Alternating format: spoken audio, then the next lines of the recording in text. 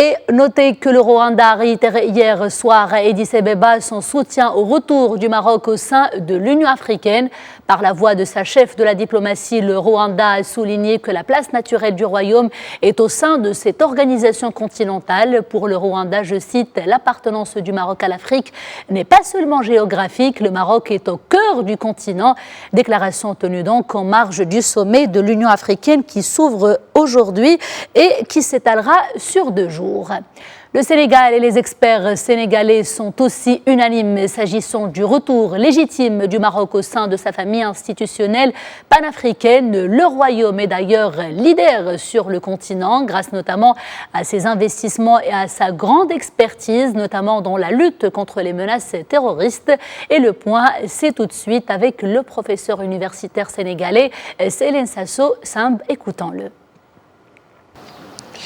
Pour sa réintégration dans l'Union africaine, le Maroc a bénéficié du soutien de certains pays africains, notamment le Sénégal, qui, compte tenu de la place particulière qu'il occupe en Afrique grâce à son modèle démocratique historique, à sa stabilité politique et sociale, mais aussi à son dynamisme économique, n'a cessé de témoigner son soutien à l'endroit du Maroc dans la défense de son intégrité territoriale, une relation multiséculaire entre les 2 pays qui est toujours au beau fixe.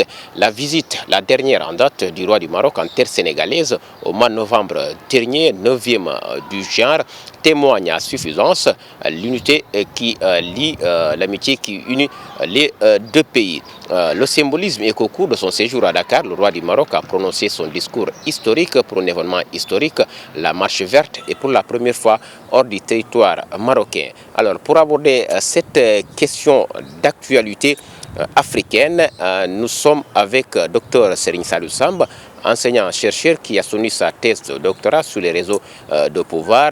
Dr Serigne Saliou Samb, bonsoir. Bonsoir. Alors, docteur, aujourd'hui le Maroc qui réintègre l'Union africaine, quelle analyse vous inspire cette décision de Rabat? Ben, je disais que c'est une décision sage parce que le Maroc évolue dans un environnement très concurrentiel. L'heure est aux grands ensembles. Parce qu'actuellement, partout dans le monde, il y a des grands ensembles économiques qui se font. Même si Donald Trump et le Brexit montrent le contraire, je crois que le Maroc sait que quand même pour aujourd'hui figurer parmi les pays émergents et les pays développés, il faut quand même regagner et rejoindre les grands ensembles. Non seulement pour des débouchés économiques, mais aussi sur le plan politique, pour se battre au niveau des organisations sous-continentales et des organisations continentales, et même au sein donc, du Conseil des Nations, l'Organisation des Nations Unies. Donc je crois que le Maroc est réaliste, c'est pour défendre des intérêts à la fois économiques et politiques. Alors nous étions avec Dr Serigne Saliou Samb, avec lui nous sommes revenus sur la position du Sénégal à faveur de la réintégration du Maroc dans l'organisation continentale, mais également la plus-value que le Maroc pourrait apporter à l'organisation continentale ou panafricaine en la réintégrant.